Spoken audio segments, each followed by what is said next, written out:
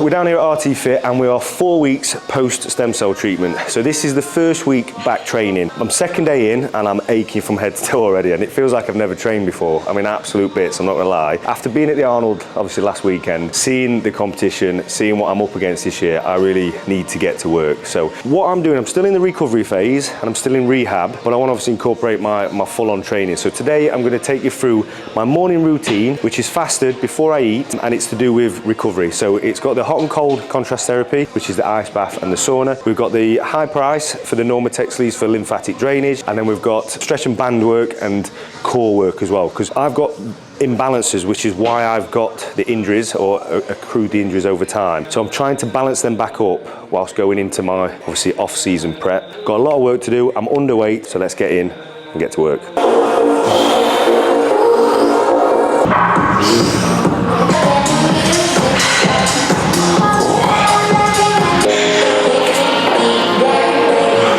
First part of the stretching, I've had stem cell in my shoulders, so these type of exercises with the bands is just trying to get blood flow and mobility right. My, say, biomechanics is not great on my left shoulder, although I can press exactly the same. It's very different to my right, and it's a lot less sturdy. So with the bands, I'm trying to strengthen it and get that line of motion ready for when I start to press again. Also, when we were doing the physio work out in Colombia, we quickly realized that my left shoulder, where the injury is, and my left obliques, as I come across, which is like your posterior chain across into the hip, into the right knee, into the foot.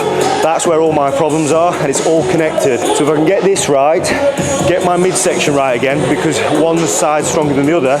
So this is what you'll see on the next part, is where we're trying to strengthen this part. Going into the hip, it'll then relieve the pressure off the knee, and it'll be all connected. So that's kind of the thought process in why we're doing this. So it's nothing too strenuous, it's just getting the range of motion right. So what we're gonna do here is like an active stretch. So go as far as I can with the knee straight, get that stretch, hold for like 10 seconds. Once I feel like I've settled in that position, we're going to push against the band for 5 seconds. 1, 2, 3, 4, 5, and I should be able to come further back. So hold again. 5, 6, 7, 8, 9, 10. We'll push again. 1, 2, 3, 4, 5, then back up. 7, 8, 9, 10. Then we go out. So here it's just really important to keep my hips planted into the floor, into the mat, and just get the stretch in the groin area and make sure I'm not twisting my torso or anything like that. This is the hard side, so you'll see the range of motion is a lot worse here. This is what we're working on. So already I'm at full stretch there. Trying to get the range of motion through my hips rather than stretching out the hamstring. So I'm doing everything I can to keep my back planted into the mat. So now we're stretched off like the hamstrings, the abductors, that sort of thing. We're now going to try and open the hip out. So we're going to stretch the quad, open the hip out. I get a lot of problems in this right hip. Obviously I had 3 operations in it. I've got a torn labrum, not a lot of cartilage left on the inside. So any internal rotation is where it hurts. So let you relax and open the hip up. You should feel a right stretch all the way down the quad. Once the pressure comes off and the stretch feels easier to work with, we then make it harder by holding the foot. And that just gives a greater stretch through the quad and through the hip. I hold it until I can breathe comfortably and be able to talk. That means it's fully stretched off. When you first do it and you're like, ah, and you're trying to grip through your teeth, you're not ready to let it go yet. Now I feel like it's eased off, we can then swap. That's upper body stretched off, lower body stretched off. Now we're going to go into some core work.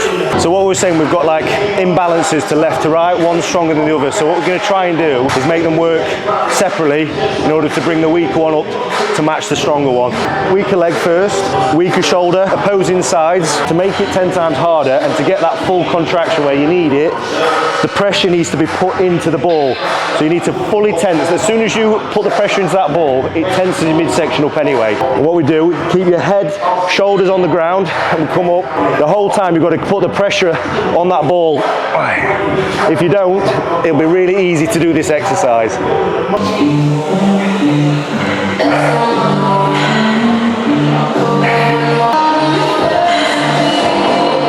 After being at the Arnold last week, and especially last year at the Olympia, my strongest asset was always my midsection. Last year, people said Ali beat me on my midsection, which granted he did. I wasn't at my best last year through my midsection, and it's really played on me and bothered me a lot. My protocol this year is to have my midsection back to the way I used to have it a few years ago. I know why it wasn't on point last year. I'll openly admit it, I've got lazier and lazier with my midsection because it's just one of those things, because I trained it so intense and so much over the years, I kind of got sick of doing it, and I kind of just got away with it the last few years. But seeing that gave me a big wake-up call. Seeing Ali and Erin at the Arnolds, how good their midsection looked phenomenal. I'm like, right, I've got to bring my A game. So with this, I'm doing it in the morning, so a lot of core transverse abdominis type of work to get everything tight and keep it all strong and under control. And then I'll be hitting my midsection later today in a proper workout, so twice, 3 times a week. So I'll be going back to how I used to do it. It's monotonous,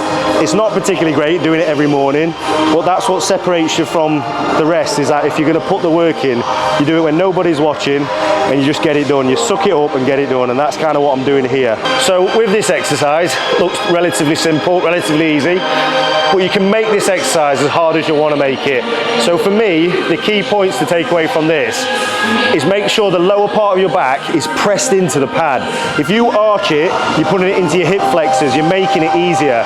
If you fully straighten your leg as well, again, it's more emphasis on the hip flexor. So you have a slight bend on the knee, have your hands planted down so you're not using any force, and you make sure your hips and your lower back is touching the floor at all times. It makes it 10 times heavier. When you get to the bottom as well, engage your abs, crunch as hard as you can, engage as you come up. That batters. If you do it properly and you focus on that mind to muscle connection rather than A to B, it makes such a difference. That was 10 reps, and you could see my legs shaking, my midsection was shaking, because I'm just focusing on that tension and that connection rather than anything else. And if it's easy, you make it harder, you squeeze harder, everything like that. My whole training is like that now. The sets take a lot longer now because I'm just focusing on every rep rather than just shifting heavy weight like I used to do in the past. Let's go again.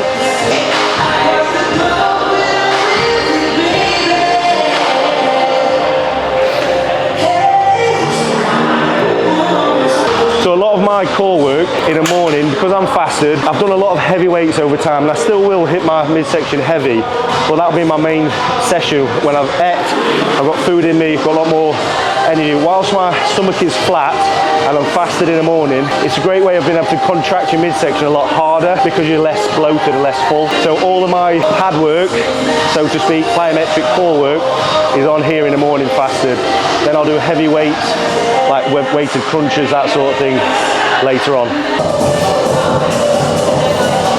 Whenever I do isotension or tensing as I'm dieting down for a show, this side, I can squeeze everything out, and that would always be my money shot. Whereas this side, I tend to steer away from it. I can still hit it, but I can't fully contract. It doesn't look as tight, and this is why. And again, it only needs a second pair of eyes, i.e. when I went over to Colombia, I had the physiotherapist really going over structurally how I'm built, that they indicated it straight away. So now we've got to make the improvement.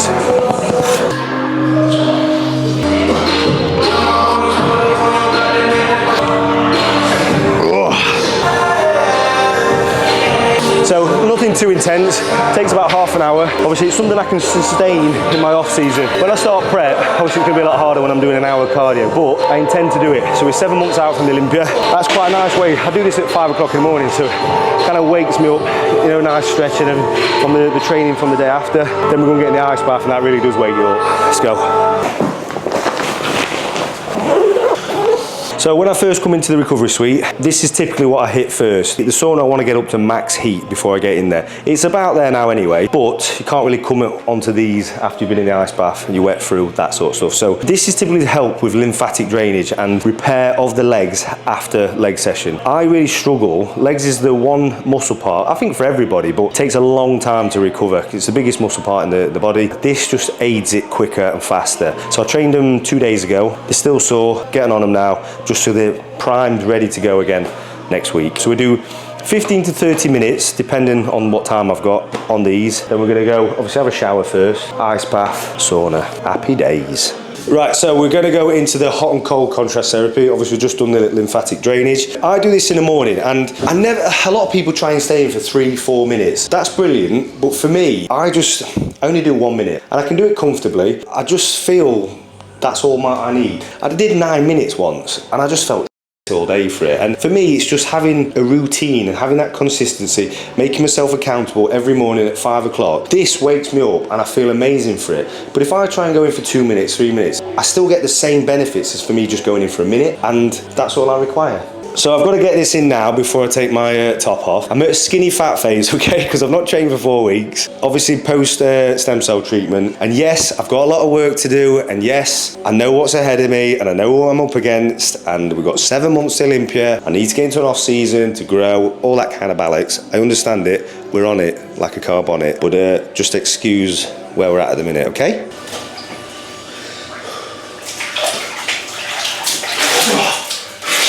You know, the one thing about being in an ice bath, whether it's a good thing or not, it definitely highlights where your injuries are in your body. So for me, like my right knee has got its own pulse at the minute because I've got a snapped ACL and not a lot of cartilage behind my patellas now, and it's just throbbing, and I feel amazing after. It feels like it's obviously inflamed from doing my stretch work or whatever I'm doing day to day. When I get in here, it just feels like I move freely, even though it's cold, and I just feel better after it. So it's obviously taking the inflammation down. I'm feeling my left shoulder, feeling my right hip.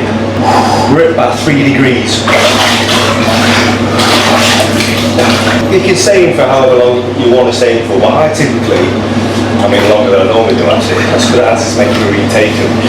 But when I feel comfortable, feel happy, then I get out. So after 2 minutes or 1 to 2 minutes in the ice bath, I come straight into the sauna and have a minimum of 20 minutes. By doing that, that gives me a full hour in the morning for recovery, stretch, mobility work before my day starts and before the kids get up. So this is a 5 a.m. till 6 a.m. in the morning. And it just sets you up for the day. As I go into my prep, I'm gonna make sure I still incorporate this, but then I'll obviously add in my cardio as well. So whether I have to get up even earlier or, I don't know, we'll juggle that when we get nearer to the time.